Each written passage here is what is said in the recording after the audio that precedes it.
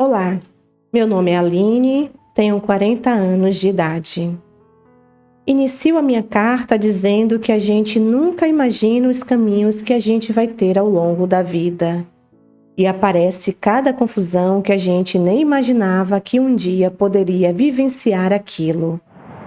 Pois bem, eu cresci num lugar bem simples, mas nunca faltou nada para nós.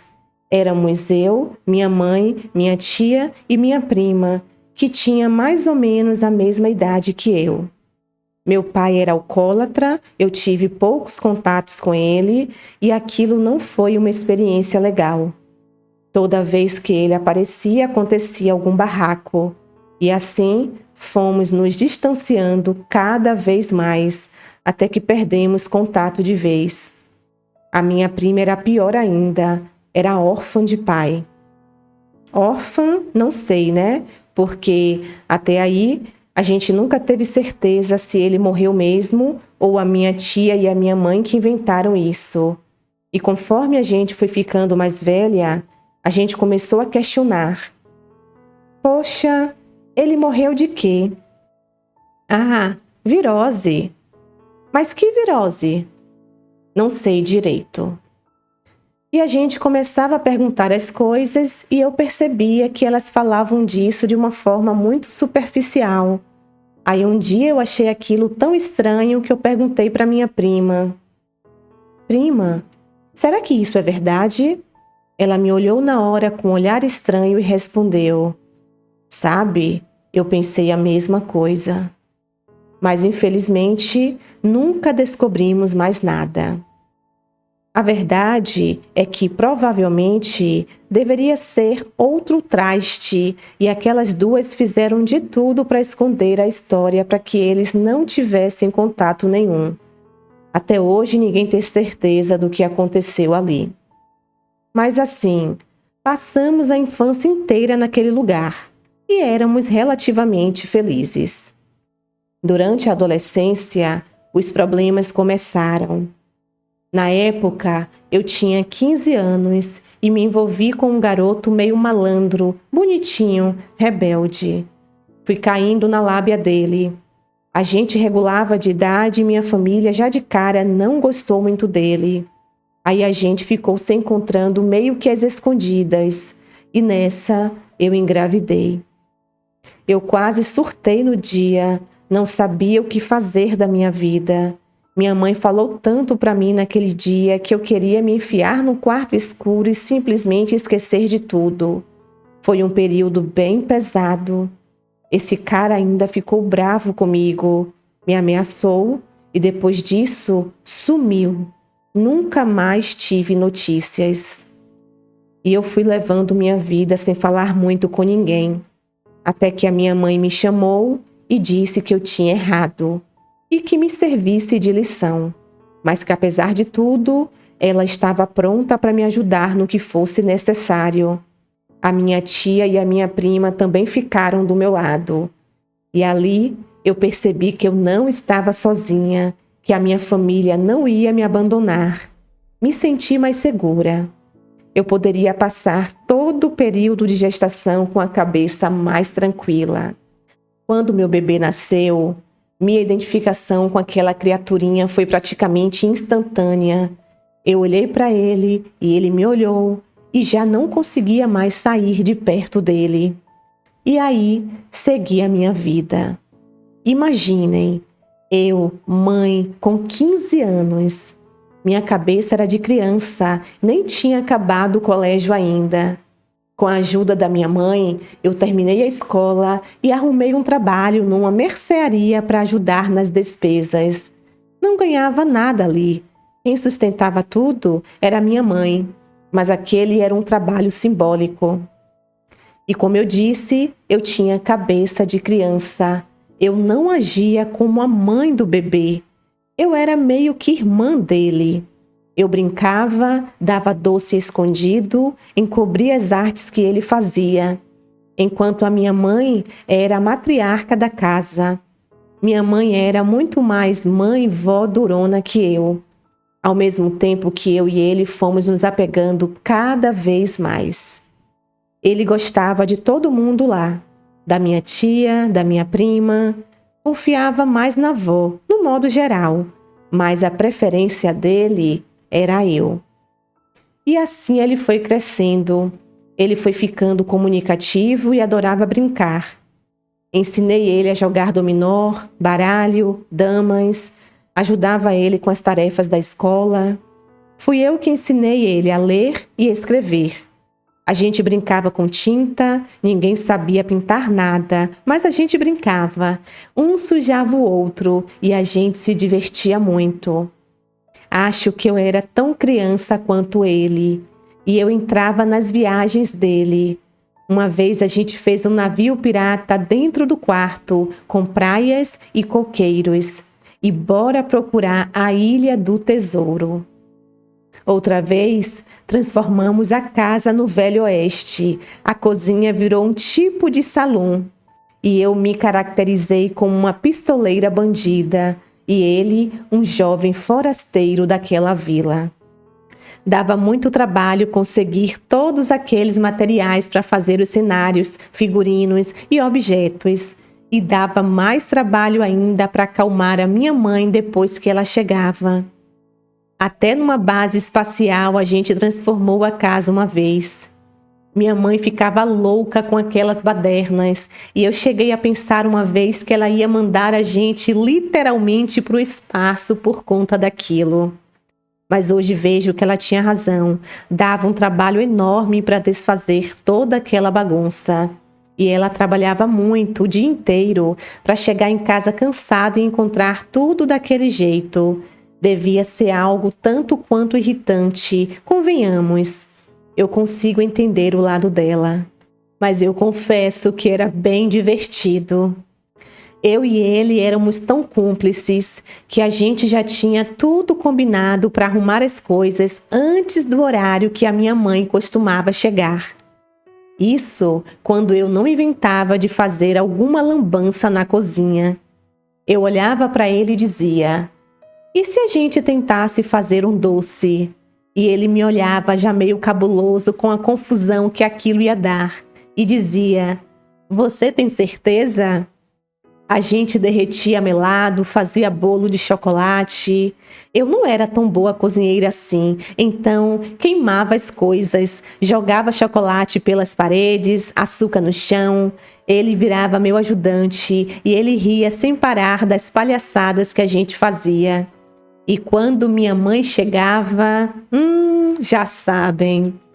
Bom, mas no final era eu mesma que acabava limpando tudo. Contudo, a gente era feliz. E assim o tempo foi passando, eu fui amadurecendo e me estabilizando profissionalmente. Chegou numa época que eu pude assumir todas as contas da casa. Assumi o lugar da minha mãe como chefe de família e me tornei uma pessoa muito mais responsável. Com as coisas mais sob controle, minha mãe foi passar um tempo na casa de uns tios e minha prima se casou com um cara que ela havia conhecido no trabalho e levou a minha tia junto. Elas mudaram e ficou só eu e meu filho lá. Nessa época, ele devia ter uns 13 aninhos. Ele era legal com as pessoas do núcleo social dele, mas fora dali, ele era bastante tímido, meio introspectivo e tinha poucos amigos. Na verdade, quem acabou se tornando a melhor amiga dele fui eu. Ele me contava todos os segredos dele, conversávamos o tempo inteiro, ficávamos vendo filmes e passando noites jogando videogames feito dois adolescentes. A gente manteve aquele vínculo, parecíamos amigos, irmãos, e a gente não brigava. Eu achava aquilo incrível. Porém, nessa época, como eu trabalhava todo dia e ele estudava, a gente se via pouco durante a semana. Mas a gente saía todos os finais de semana. Era parque, museu, cinema, zoológico. Cada semana a gente ia para um lugar diferente. E as pessoas viam a gente junto e pensavam que nós fôssemos irmãos. Ele parecia mais velho e eu parecia mais nova. Nessa época, eu devia ter uns 28 anos e eu tinha 3 jeitos de adolescentes. Eu me caracterizava como um adolescente, eu sempre gostei do estilo, das roupas, e por conta disso, todo mundo pensava que eu deveria ter uns 17, 18 anos. Como eu disse, a gente nunca perdeu essa ligação de irmão, e hoje eu não sei se isso foi bom ou ruim. Por mais que ele fosse meio tímido, ele se virava bem. Ele consertava aparelhos eletrônicos e com isso ele foi ficando conhecido por todo mundo ali na região. Todo mundo procurava ele para consertar peça, liquidificador, tomada. E assim ele ia juntando uma graninha aqui, outra ali. Quando ele tinha 14 anos, os problemas começaram. Primeiro, eu vi que ele começou a ficar meio estranho, quieto, calado. Depois, eu fui percebendo que ele foi ficando distante. Antes disso, ele me falava tudo o que acontecia na vida dele. Ele me falava todos os segredos. E do nada, ele não me falava mais nada. No início, eu pensei que era por causa da puberdade e eu quis respeitar. O quê? Não era nada disso. A coisa era muito pior do que eu estava imaginando. E assim, um dia, ele chegou e largou a mochila lá no sofá. Eu fui arrumar as coisas dele, quando de repente eu encontrei 3 cigarrinhos de uma certa erva aí que eu não preciso citar o nome. Eu chamei ele e perguntei na hora: "O que é isso?" Ele respondeu que aquilo era um tipo de aperitivo lá para a turma dele, que todo mundo curtia e ele só estava acompanhando. Pelo menos ele foi sincero. Eu tive uma conversa séria com ele, falei de todos os problemas e riscos que ele iria enfrentar e ele disse que nunca mais iria usar aquilo. Tá bom, até parece. Passou um tempo e eu encontrei de novo. Eu chamava a atenção dele e ele ficava sem graça, falava que tinha sido a última vez, mas logo aparecia novamente. Eu fui ficando sem saber o que fazer. Nessa época, ele começou a sair e não voltar mais.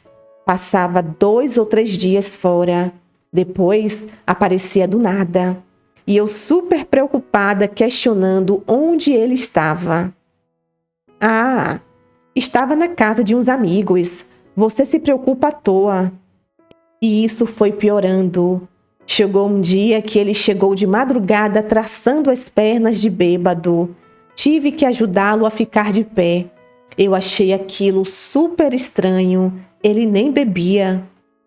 Da segunda vez, ele saiu e não voltava mais. Foi ficando de madrugada, eu fui sair na rua preocupada e encontrei ele dormindo na calçada.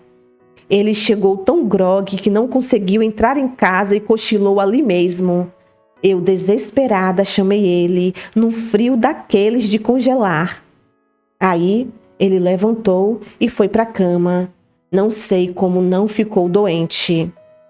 Na terceira vez, ele saiu e voltou de madrugada.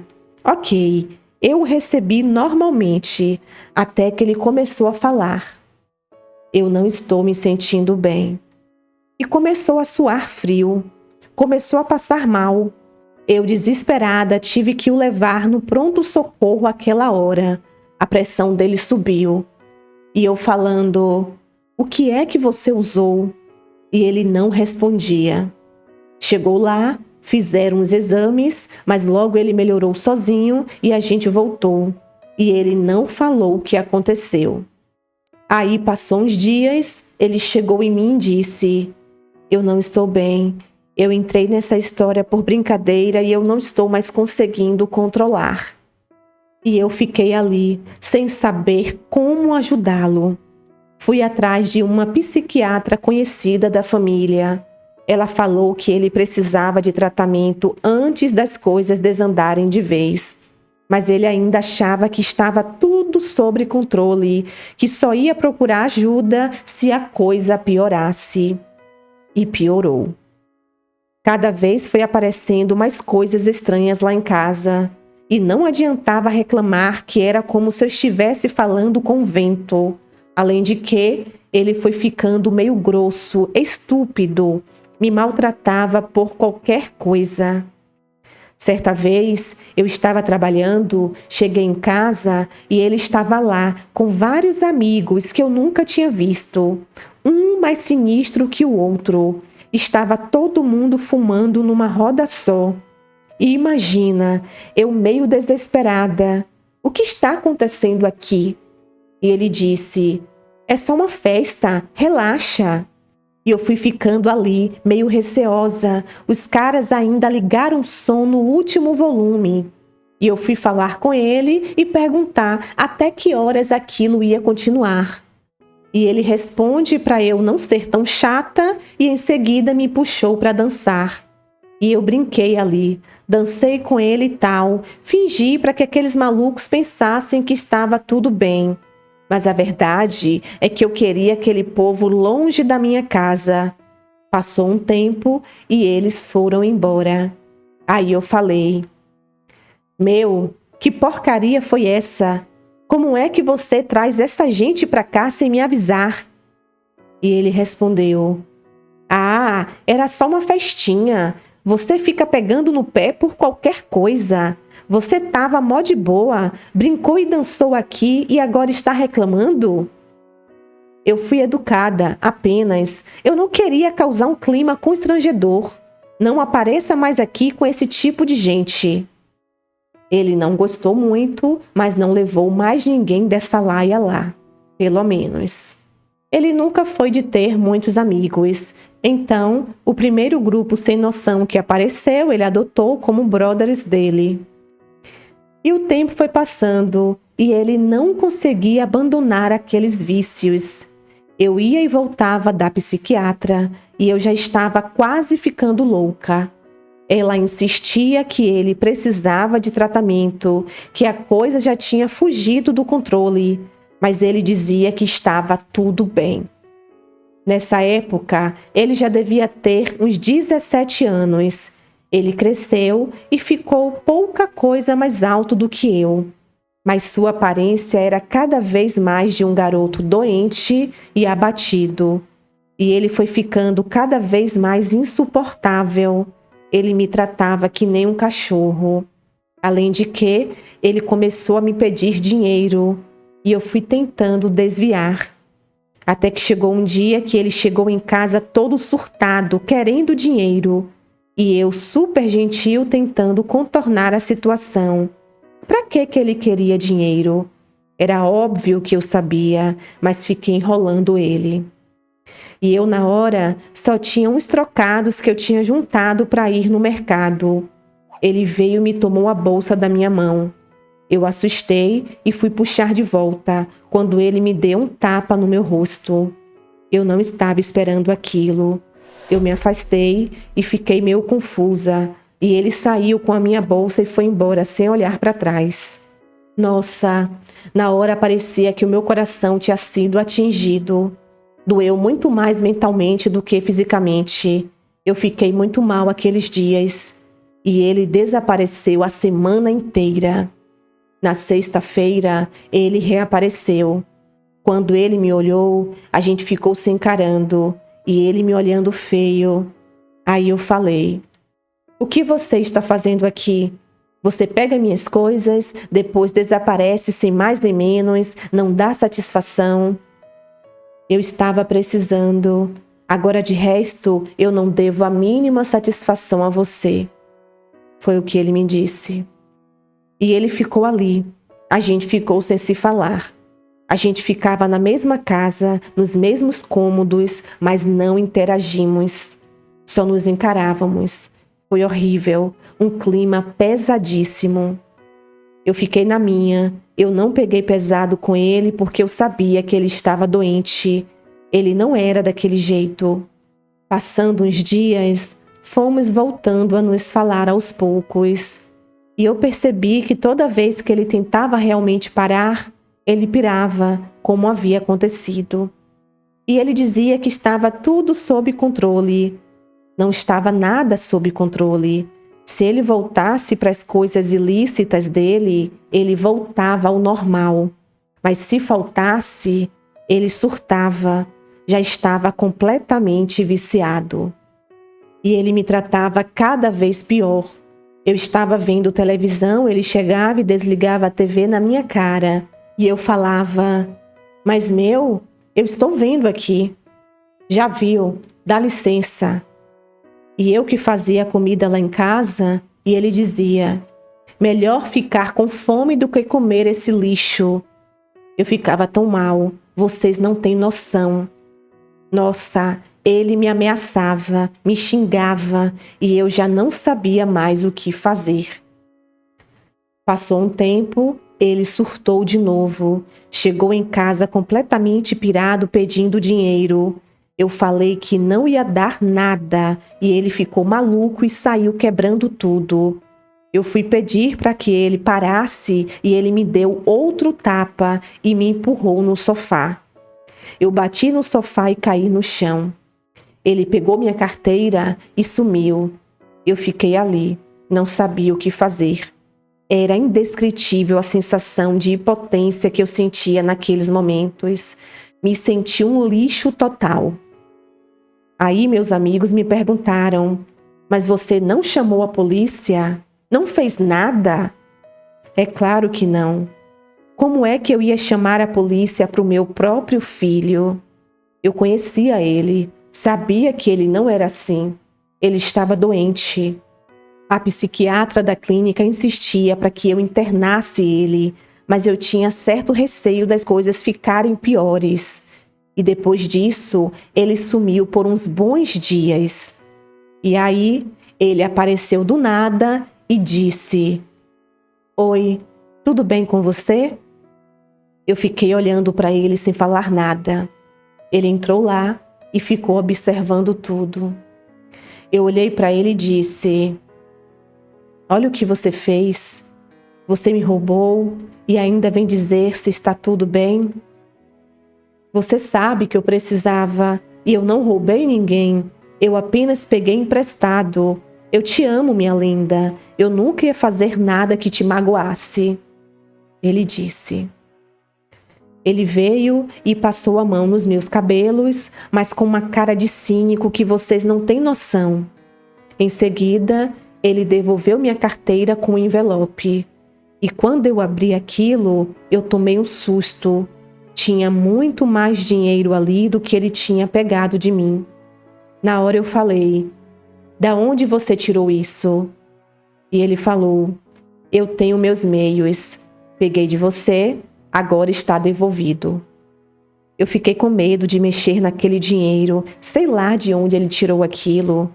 Depois, ele veio falar que era das economias que ele tinha. Como ele trabalhava com eletrônica, ele disse que juntou uma grana e me pagou. E ali, ele ficou na dele, parecia mais lúcido, e esse era o meu medo. Quanto mais lúcido, mais perto ele estava de surtar de novo. E ele saía de casa, voltava, saía, sumia. Até que uma vez, estava de madrugada e o telefone tocou. Era da delegacia. Ele foi apreendido com droga e eu tive que ir lá. Eu fui até a delegacia e lá fiquei tentando convencer o delegado, falando que ele não era traficante, que ele era usuário, dependente químico. E ele falou que tinha dependência química, que não conseguia largar, mas estava tentando de tudo. O delegado acabou liberando a gente, mas olha que situação. Quando eu cheguei em casa, eu falei: você quer ser preso?" E ele, pé da vida, furioso, ficou gritando: "Foi fulano, aquele trola que entregou a gente sem querer. Ficou lá, dando bandeira. Se não fosse aquele idiota, nada disso tinha acontecido." E eu falei: "Não adianta jogar a culpa para os outros. Se você não estivesse lá, isso não tinha acontecido." E ele foi dormir irritado. Passou uns dias e ele veio falar comigo. Disse que tinha que dar um jeito de parar com aquilo, mas não estava conseguindo. Eu disse que ele precisava de determinação, que se ele quisesse, ele poderia parar. Ele disse que não era tão simples, mas ele ia tentar. E parou mesmo. Aí, durante aquela semana, ele me disse que antigamente ele comprava as coisas com um indivíduo que era amigo dele e já tinha tido uma dívida com esse cara, mas havia conseguido pagar quase tudo. E para fechar a conta, só faltava R$ 50. Ele me pediu emprestado e disse que só faltava aquilo para ele não estar mais devendo nada para ninguém. E disse que ia ter uma festa e que ele ia aproveitar para se encontrar com esse cara por lá e pagá-lo. E ele me chamou para ir junto e eu fui de curiosa. Segundo ele, era uma festa de amigos, que lá não tinha perigo algum. Eu fui para ter certeza se ele iria pagar o cara mesmo e também para ver como era o ambiente que ele frequentava. E nossa, quando eu cheguei lá, parecia uma boca de fumo, uns nóia tudo com cara de bandido, quebrada total. Quando eu entrei, ficou todo mundo me olhando feio. Os caras estavam armados. A festa era um churrasco bem escroto entre eles lá. Na hora eu pensei, o que eu vim fazer aqui? A sensação que dava é que dali poderia sair um tiroteio a qualquer momento. E o meu filho foi lá, pagou o cara e ainda ficou de papo com eles. E eu dizendo, vamos embora. E ele ainda querendo ficar ali com os caras. Até que eu dei uma insistida e ele veio comigo. Aquele dia eu estava muito brava, muito mesmo, mas falei um monte de coisas para ele. Olha a situação que você colocou a gente. Você tem noção? Ah, mas o pessoal ali é tudo meu amigo. Não tinha perigo nenhum, disse ele todo alegrezinho. Amigo de quem? Aquilo era um antro de bandido. Respondi. Aí ele disse, mas eu te falei, eu só fui lá para pagar fulano. Agora acabou. Acabou mesmo, e é a última vez que você me arruma um problema. Eu espero que fique bem claro. Fui bem séria naquele momento. Aquele dia me subiu o sangue. Eu não estava mais para tolerar mais nada mesmo. Estava no meu limite. E os dias foram passando e ele continuava aparentemente normal. E eu estava monitorando ele sem ele perceber, para ver se ele não arrumava mais nenhum problema. E ficou naquela uns 2 meses, até que ele foi ficando estranho. Eu já sabia que ele ia surtar de novo e eu fiquei ali sondando tudo o que ele ia fazer. Até que chegou um dia que ele saiu de manhã, não falou para onde ia. Voltou à tarde.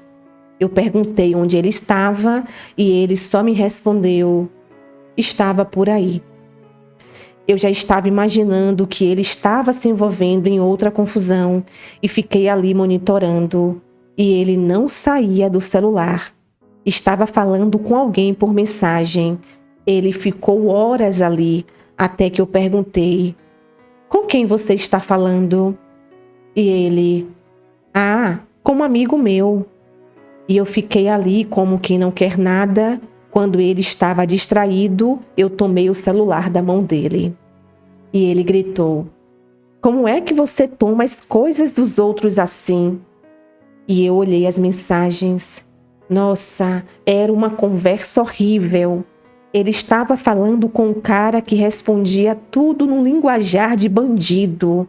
E eu vi que eles estavam marcando o encontro aquela noite. E eu falei na hora: esse aí é seu amigo? Ele não falou nada, ficou quieto. Eu te disse aquele dia, eu não quero mais problemas. Acho que você não entendeu ainda, né? Disse bem séria. Eu tirei a bateria do celular dele e devolvi o celular desligado. E ele todo bravinho: como é que você faz isso? Que sei lá o quê? Eu ignorei ele e saí dali. Ele ficou sem celular. De prevenção, ainda desliguei a internet aquela tarde. Ele podia reclamar, surtar, eu não estava nem aí. Eu sabia que ele estava em crise de abstinência e para controlar aquilo, ele ia sair atrás de qualquer coisa. Por isso eu fiquei monitorando. E ele ficou horas lá no quarto dele. Eu achei que a situação já tinha sido contornada. Quando chegou por volta de umas 21 horas, ele começou a se arrumar e ia sair. Eu sabia que ele ia encontrar aquele tal cidadão. Quando ele estava para sair, eu falei para ele: "Aonde você vai?" "Vou sair." "Por quê?" "Vai se encontrar com quem? Com seus tais amigos estranhos?" "Com quem eu me encontro não é da sua conta." "Você não está bem. Logo eu vejo que você não está bem de novo. Você vai dar brecha para o azar? Se for assim, eu acho melhor você ficar aqui." "Você nem sabe onde eu vou." "E precisa?" questionei. Ele ficou sem falar nada. Depois disse que eu estava atrasando ele. "Você só sabe se afundar mais e mais. Não tem controle de nada." Falei. "Ah, e o que é que você sabe?" "Sei que você está em crise de novo. E para reduzir o colapso, você acha que vai recorrer aos seus tais conhecidos. Por isso eu acho que é melhor você ficar aqui. Acho que evitaria problemas." "E quem é você para achar alguma coisa? O fato é que você está me atrasando." "Acho que você não entendeu. Eu não estou te pedindo para você ficar aqui. Eu estou dizendo que você não vai sair daqui."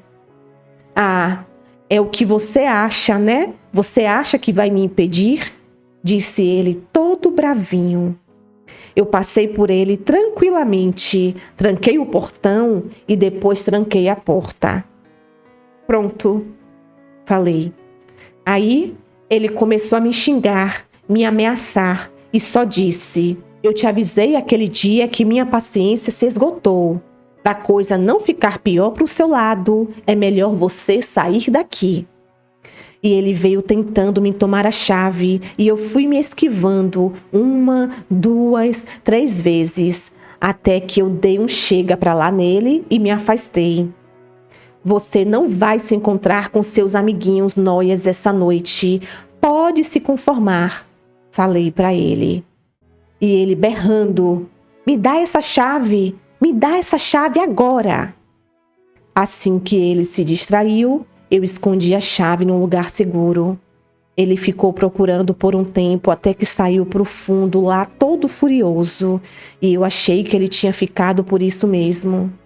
Passou uns 15 minutos, ele voltou com várias ferramentas gritando: "Eu vou arrombar essa merda!" E ele começou a quebrar a fechadura. Na hora eu assustei, eu não estava esperando aquilo. Fui até ele tentar tirar aquelas ferramentas das suas mãos. De repente, quando viro, foi aquele empurra-empurra, foi ferramenta para tudo quanto é lado, e foi pancada na porta, parafuso voando, uma confusão. E ele não conseguiu quebrar a fechadura, bem que ele tentou, mas quebrou só a parte da maçaneta. Aí ele saiu andando meio sem direção e foi lá para o fundo. E eu fiquei ali tensa, vendo o que ia acontecer. Passou um tempo, ele voltou gritando: "Me dá essa chave! Me dá a merda dessa chave!" Aí ele saiu quebrando tudo de novo. Era copo, prato, virou a mesa, derrubou a televisão. Eu fui entrar na frente dele e tomei um tapa no rosto. Na hora, me ferveu o sangue e eu revidei. A gente praticamente saiu no soco. Foi horrível. Depois de um tempo naquela briga, ele me empurrou para longe. E ele ia quebrando tudo que ele via pelo caminho. E eu tentando puxar ele, vendo tudo se destruindo. Eu tinha que fazer alguma coisa para pará-lo antes que ele quebrasse a casa inteira. Eu tinha que fazer algo. Foi quando eu segurei ele. Naquele empurra-empurra, eu o segurei por trás, abracei os braços dele por trás, consegui travá-lo. No primeiro momento, ele até relutou. Relutou tanto que eu acho que ele cansou e parou. Percebeu que não ia conseguir escapar, que eu tinha pegado ele de jeito. Na hora eu pensei, o que eu faço? Minha cabeça foi a 1000 por horas. Foi quando eu vi a porta do quarto dele aberta e do jeito que eu estava, eu puxei ele para lá, joguei ele lá dentro e tranquei a porta por fora.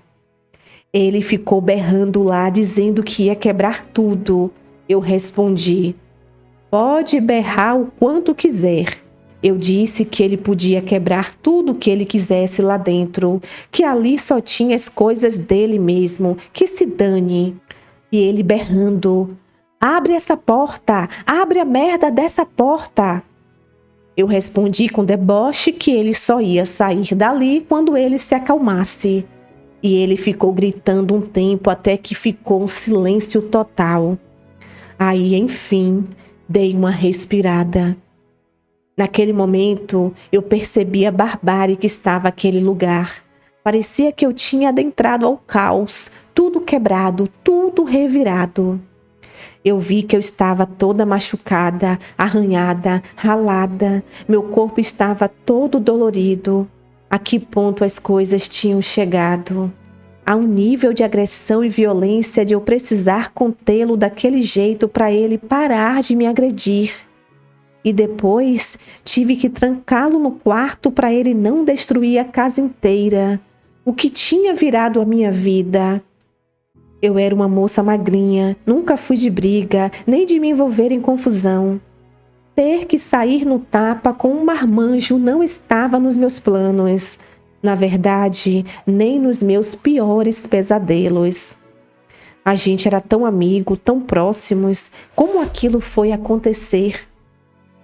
Pois então, as horas iam passando e eu fiquei ali, olhando tudo. De vez em quando eu ouvia ele mexendo no armário ou andando pelo quarto e sentia que estava tudo bem. Fui para o meu quarto tentar dormir, mas só tive uns cochilos naquela noite. Eu dormia e acordava tensa. As imagens daquelas agressões e dele quebrando tudo voltavam à minha cabeça e eu acordava com o coração disparado. E eu lembrava que tinha machucado ele ali, e não foi pouco. Aquilo foi no impulso. Acabei machucando ele várias vezes naquela briga, mas tive que fazer aquilo para me defender. Aquelas lembranças estavam doendo em mim, e muito. Eu não queria ter machucado ele, e ele saiu quebrando tudo e chegou um ponto que eu percebi que eu precisava fazer alguma coisa para pará-lo, para imobilizá-lo, para que ele não me machucasse mais, nem quebrasse mais nada. E assim eu fiz. Mas já era tarde. Quando eu fiz isso, nós dois já estávamos bem machucados. Metade da casa estava aos pedaços e o meu coração também. O dia amanheceu e eu fiquei esperando algum sinal.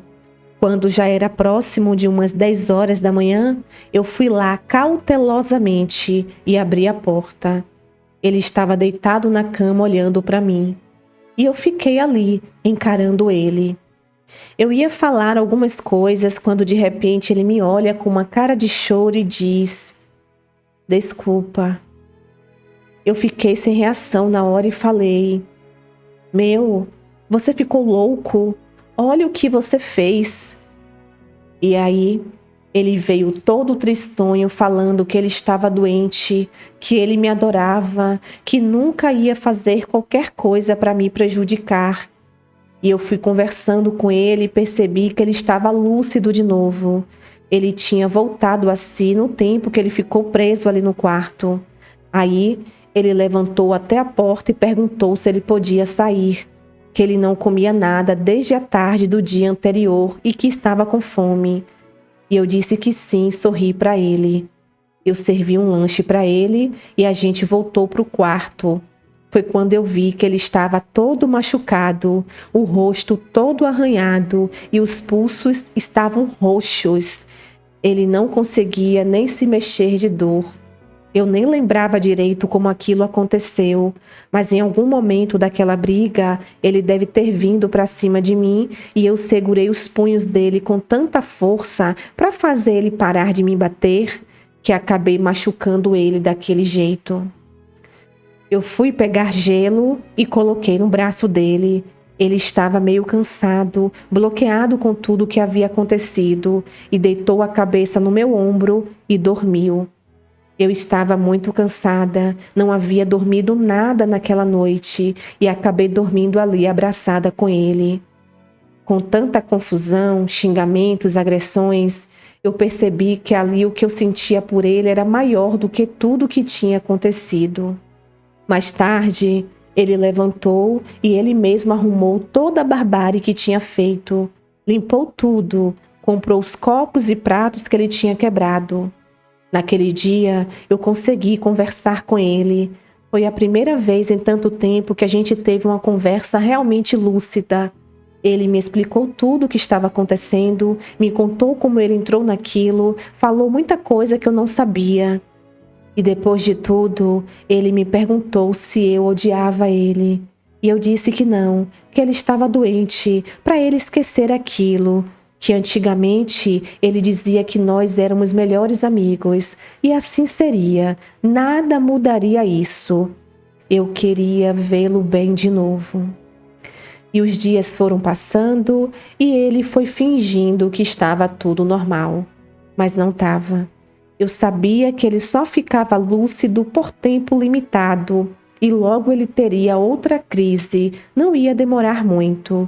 E ele seguiu lá, fazendo os bicos dele, tirando uma grana normal. Pelo menos parecia que estava tudo bem. Depois disso, ele ficou meio assim comigo, meio receoso, assustado.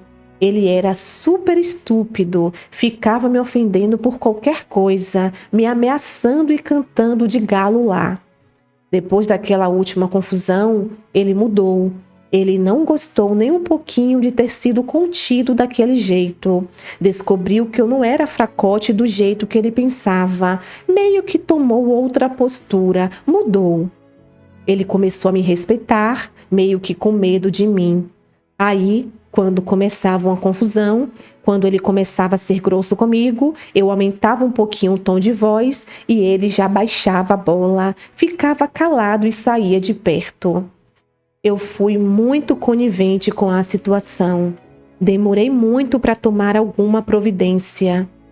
Uma porque eu confiei naquela ladainha que ele tinha controle sobre o vício. Confiei mesmo. E a outra coisa é que eu evitei muito bater de frente com ele. Eu não tinha medo dele nem de nada que ele me falava. Eu tinha era dó de ter que interná-lo. Eu ia levando aquela situação mesmo com todos os problemas. E aí, logo eu encontrei droga de novo na bolsa dele. E eu perdi a paciência de vez.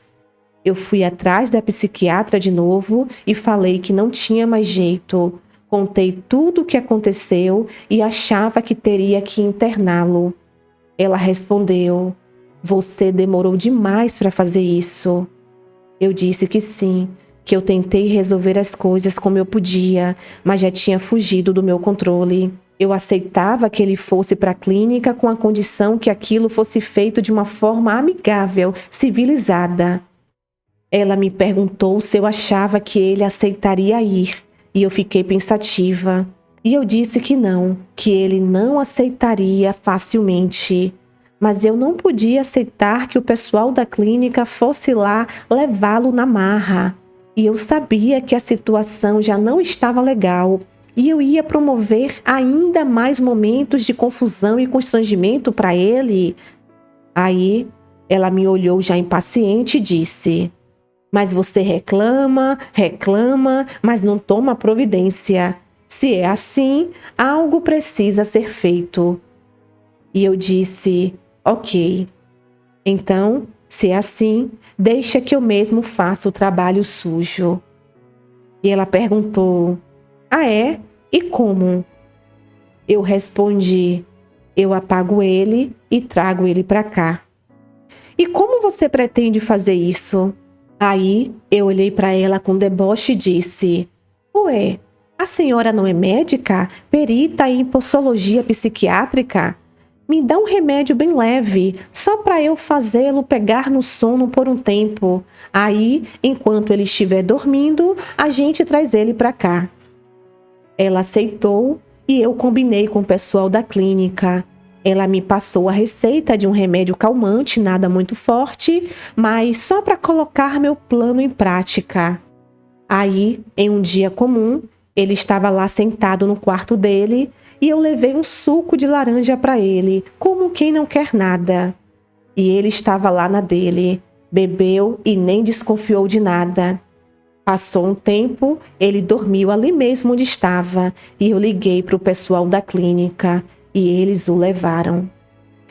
Ele só foi acordar na tarde do dia seguinte e ele ficou muito, mas muito bravo. Me xingou de tudo quanto é nome e eu tentando acalmá-lo. Eu tinha que tentar te ajudar de alguma forma. Eu não podia ficar parada te vendo sofrer. Ajudar? Você me traiu. Eu te amo e você me traiu. Você me trouxe para cá sem meu consentimento. Você é uma traíra. Você sabe que eu fiz aquele monte de merda porque eu estava doente, mas nunca que eu faria nada conscientemente para te prejudicar. Mesmo assim, você agiu de má fé. E eu fui embora de lá quase tendo um treco. O que ele me falou ali me machucou mais do que tudo que já tinha acontecido. Será que eu tinha feito certo? Aquilo ficou remoendo na minha cabeça. E assim, ele ficou 2 semanas sem falar comigo. Eu ia lá todos os dias. Eu levava roupa limpa e algum doce para ele. E ele não queria me receber. Agora, se por um lado ele emburrou comigo, pelo outro, ele se deu super bem com o pessoal da clínica, respeitava todo mundo, fazia tudo certinho. E eu achando que ele ia surtar, maltratar todo mundo e virar um problema lá. Mas não, ele não teve uma única confusão por lá. O pessoal da clínica gostou muito dele. Passou um tempo e aos poucos ele voltou a falar comigo. No começo meio emburrado, mas depois foi voltando a falar normalmente. Eu perguntei se ele ainda estava com raiva de mim e ele falou que não, que eu deixasse aquilo para lá, que ele não podia ficar pensando em picuinha, que ele tinha que adentrar ao tratamento para se livrar de vez daquele vício. Ele seguia certinho o que falavam para ele, os remédios, o tratamento. O pessoal respeitava ele, tanto que ele ficou pouco tempo lá e dispensaram ele. Quando ele voltou, eu senti que ele estava meio baqueado, meio perdido, sem saber o que fazer. E eu fui pedir desculpas pelo que tinha acontecido, e ele falou que ali não havia o que fazer. Chegou num ponto que o tratamento era inevitável, ele tinha que se livrar daquilo. Ele estava bem sério, dizia que estava procurando emprego. E eu não sabia até que ponto eu podia confiar nele. Ele saía cedo todos os dias, eu não sabia para onde ele ia. Mais tarde, fui descobrir que ele não estava mentindo, ele foi atrás de emprego mesmo, e aquilo me deu uma aliviada enorme, fiquei feliz. Até que chegou um dia que ele chegou lá de tarde, dizendo que depois do que tinha acontecido, a vida dele foi ficando confusa. Todo o foco dele eram aqueles amigos nóias, as drogas.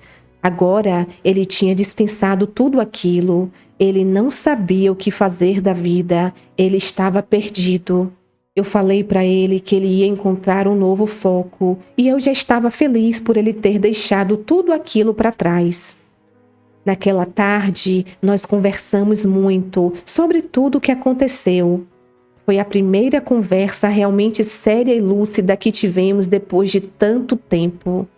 Eu senti ali que ele parecia bem, parecia revitalizado. E ele me disse: "Como é que você consegue falar comigo assim de boa, depois de tudo o que aconteceu?" E eu respondi que ele estava doente, não dava para ser levado a sério nada daquilo. "Mas eu te ofendi, eu te machuquei e foram várias vezes. disse ele baqueado. Esquece isso, eu falei. Melhor deixar isso para trás e recomeçar. Tudo começou por uma reles brincadeira. Eu dizia que tinha controle sobre o vício e eu não tinha. Eu entrei numa batalha contra aquilo e eu perdi, disse ele. Sim, no começo eu também achava que você tinha controle, mas não foi o que aconteceu. Eu te enganei, falei tantas mentiras, consegui perder a sua confiança, dizia ele meio em choque, parecendo que tinha se dado conta do que havia acontecido, e ele falava e olhava com um jeito triste para tudo aquilo. Até minhas economias eu perdi tudo, disse ele. Tudo que eu tinha juntado trabalhando com o conserto dos eletrodomésticos. Foi tanto trabalho jogado fora. Todo o dinheiro que eu tinha, perdi, já era. Sempre dá para recomeçar, eu falei. Você agora está tão bem, pode encontrar muitos recursos e você ainda manja de eletrônica. Você não esqueceu seus dons. Sim, é verdade, disse ele. Mas pensando agora na época que eu entrei nisso, eu nunca imaginei que eu fosse ficar tão louco. E a coisa só foi piorando a ponto de eu me envolver com aqueles noias, me envolver com bandido, gente ruim. Eu realmente gosto de você. Eu estava totalmente transtornado a ponto de te ofender gratuitamente daquela maneira. Perdi para o vício, perdi meus amigos, perdi minhas economias e perdi sua confiança que eu tanto prezava. Eu nunca na vida imaginei que um dia fosse chegar ao ponto de sair no soco com você. Saiu no soco e perdeu, né? Respondi. Ele ficou sem graça na hora. Depois me disse, desculpa. Aí eu disse para ele, às vezes você tem a ilusão que pode tudo, que pode isso, pode aquilo, mas não pode não. Por isso você deve sempre ter um bom controle emocional para evitar decisões ruins e que te sirva de lição, garoto. Você pode estar meio grandinho, mas eu ainda sou mais forte. Ah é? Você acha mesmo? Ele retrucou. Eu não acho, eu tenho certeza. Provoquei ele. Aí ele disse todo irritadinho. Você levou a melhor aquele dia porque me pegou de mau jeito. Você acha mesmo que é melhor do que eu, que sei lá o quê? Enquanto ele falava, eu fiz uma bolinha de papel e joguei bem no rosto dele. Na hora ele pegou uma almofada e jogou em mim. Ele veio para cima de mim e eu fui segurar ele e caímos nós dois no sofá. Eu o abracei e a gente começou a rir sem parar. Fazia tanto tempo que a gente não brincava, eu estava tão feliz. Senti o sol batendo na janela naquele fim de tarde e pensei que poderia ser assim para sempre. E assim, nós nos reaproximamos, voltamos a brincar um com o outro, a conversar.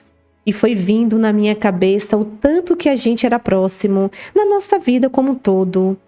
Foi voltando na minha memória toda a nossa amizade, todas as badernas que a gente fazia, toda a nossa cumplicidade para evitar os esporros da minha mãe. Tantas aventuras, tantos passeios. Aquele vínculo era tão forte, tão antigo. Aquelas confusões que a gente tinha vivido com o problema dele tinha sido só um momento ruim. No geral, a gente sempre foi próximo e parece que naquele momento a gente conseguiu ressuscitar nosso vínculo e a amizade de antes.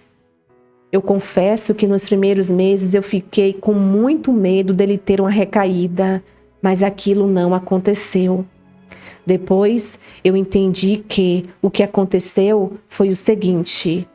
No caso do meu filho, depois que ele passou pelos primeiros períodos de abstinência e do tratamento, ele conseguiu se recuperar.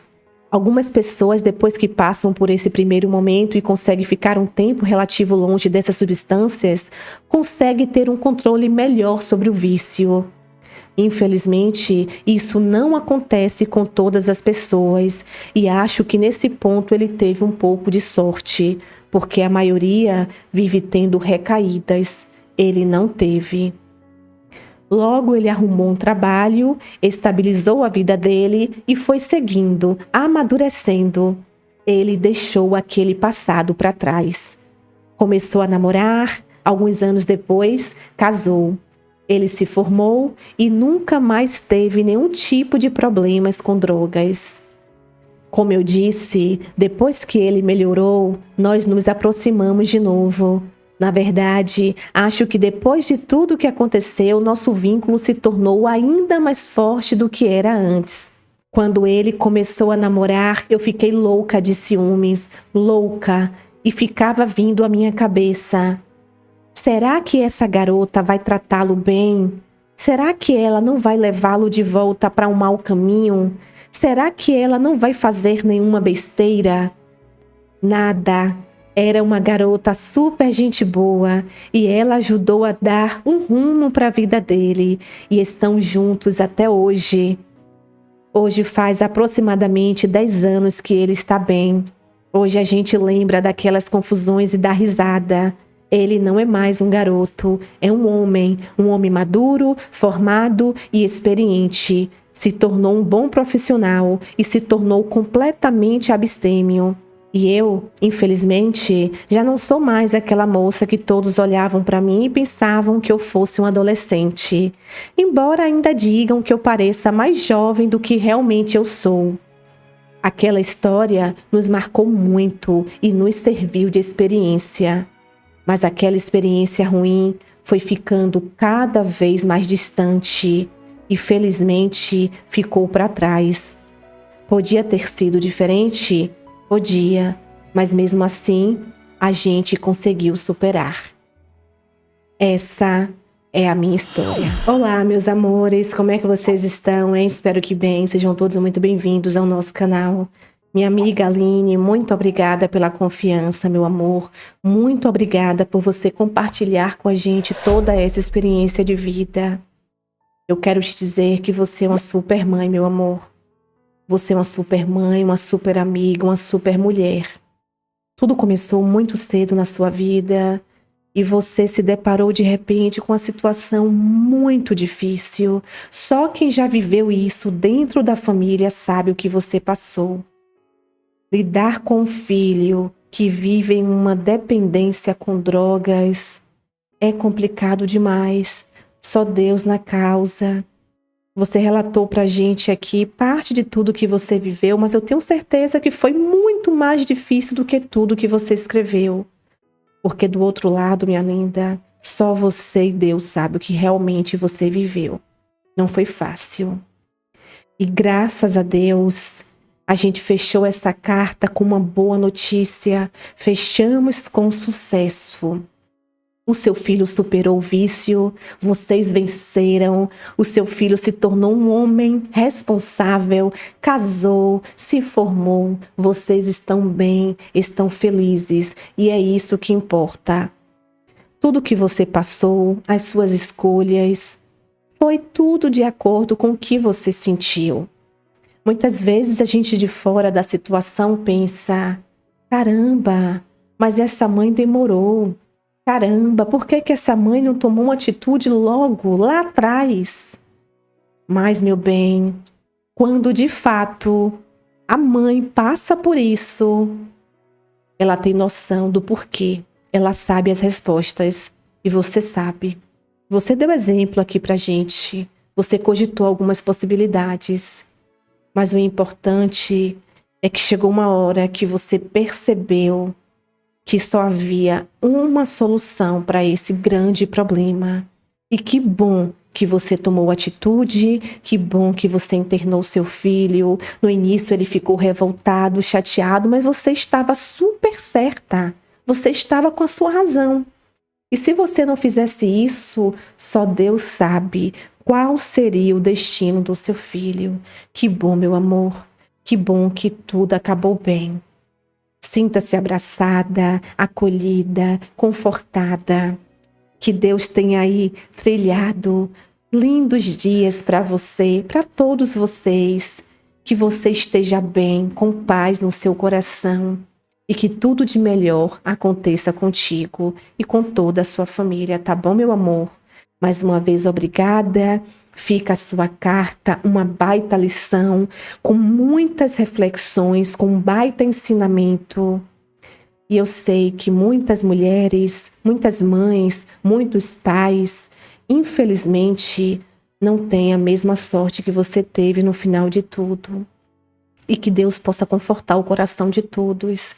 E para aqueles que estão vivendo isso, ouça essa história com muita atenção, com muito carinho, entenda que vocês não estão sozinhos. Há um caminho, há uma escolha positiva a se fazer. Gratidão, minha linda, fica com Deus. E vocês, amigos e amigas do canal, que história, hein? Quanto sofrimento essa mãe passou. O que é que vocês têm a dizer para ela? Alguém aqui, infelizmente, já viveu uma situação parecida? Se sim, compartilhe aqui nos comentários para que a gente possa discorrer um pouquinho. Fiquem bem, se cuidem, beijos de luz. Tchau, tchau.